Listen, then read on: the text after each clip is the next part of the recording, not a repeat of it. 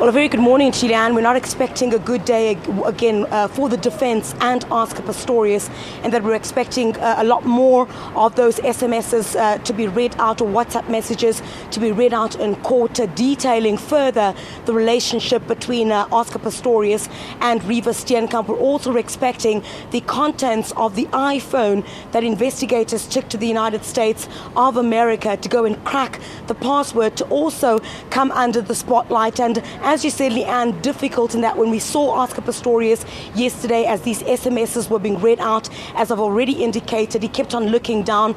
He would not look in the direction of Reeva Steenkamp's mother. Yesterday, we saw her for the second time as we've monitored her movements through this trial, as she really tried to look at Oscar Pistorius and tried to get his attention, but Oscar Pistorius never looked in her direction. When she walked out of court yesterday, we tried to find out from her what the sense was after hearing such a grueling testimony, basically, which details what you and I would not have known about the relationship between Oscar Pistorius and Reeva Steenkamp. And obviously the family would not say anything.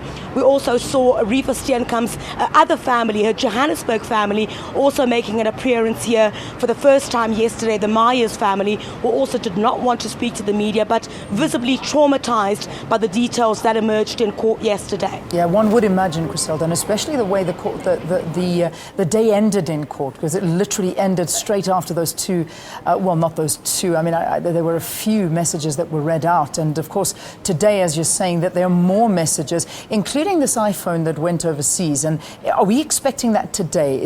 Are those messages going to be revealed today?